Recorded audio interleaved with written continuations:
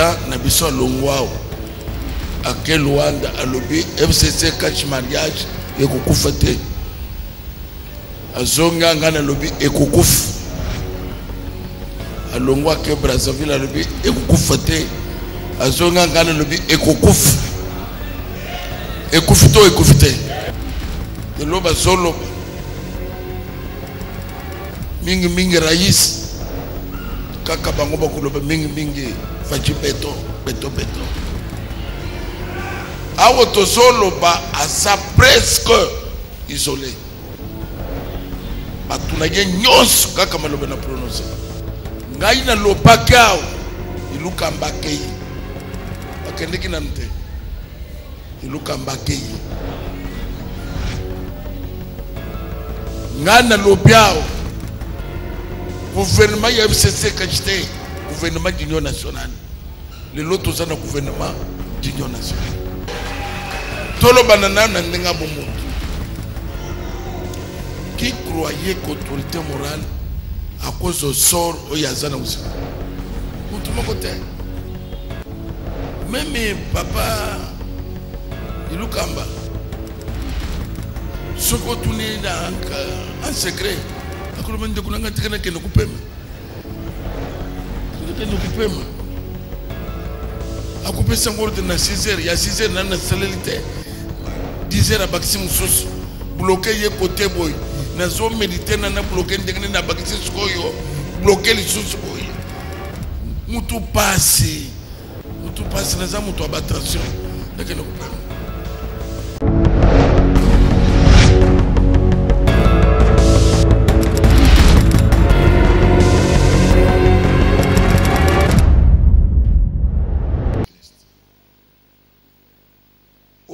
que Nzamba Salaka.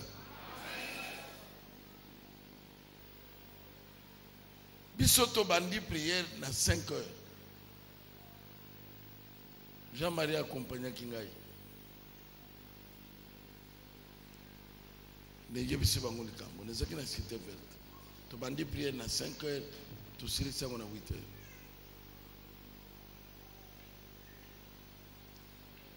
Pasteur Nabino. Votre berger,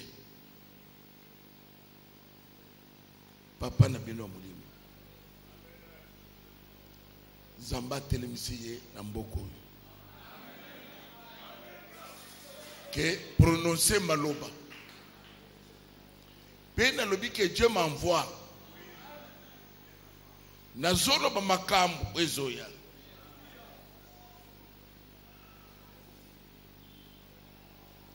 Makambo nini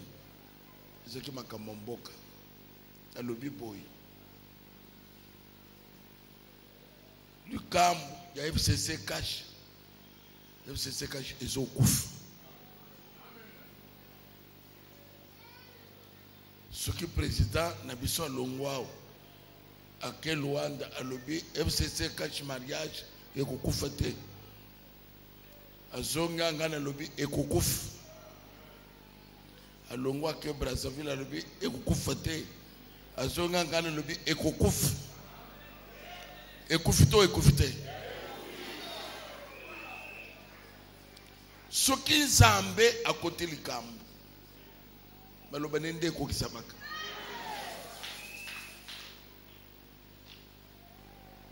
nalobi ke FCC ekopanzana bakolashe yo de loba zoloba mingi mingi rais kaka bango bakoloba mingi mingi fachi beto awo to zoloba asa presque isolé batunage nyos kaka maloba na prononcer na lobaki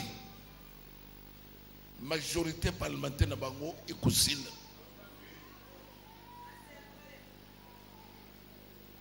majorité parlementaire ici ngai na lobakao iluka mbakei akendeki na mte iluka mbakei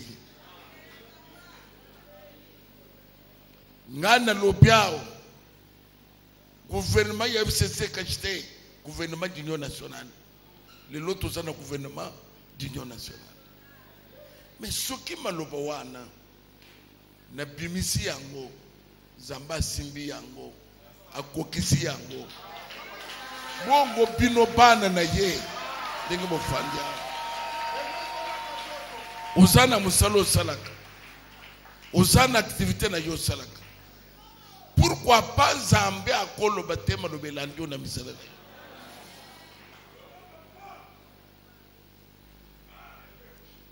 Yakobo azolo bako le luna zobi misama loba oye kolande bino avec suite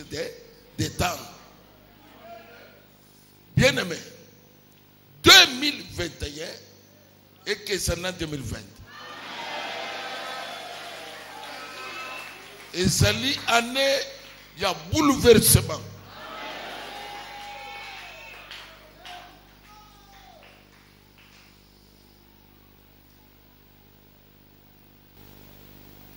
gouvernement ya sikezoya ba mandataire ya sikabazoya ba ambassadeur ya sikabazoya yo kozala na place okozala te ba homme d'affaires ya sikabazoya puisque na mboko ba homme d'affaires bazaki soute ba baby saki ba faire news ba baby si commerce ba baby si trafic mutu moko amisali trafiquant amisali commerçant amisali homme d'affaires ndeko tolo banana na ndinga bomutu qui croyait qu'autorité morale à cause au sort au yazana musa mutu moko te ngayo bese ko menanga ko okufi déjà hey sili bazokunda ye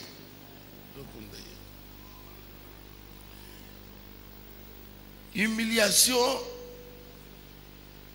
président Félix Oyazui laisse donc bato baza na territoire conquis même papa Ilukamba soko tuni na en secret akolo mende kunanga tikana kene kupema akupesa ngorde na 6h ya 6h na salélité 10h abakisi mususu bloqué ye côté boy na zo méditer na bloqué ndengene na bakisi sikoyo bloqué lisusu boy mutu passe na za mutu aba attention nekene kupema parce que nyonso ya solo Isaïe mais les autres solo ba poye ba que Dieu le col est difficile s'écrouler wow zamba boyi likambo papa aboyi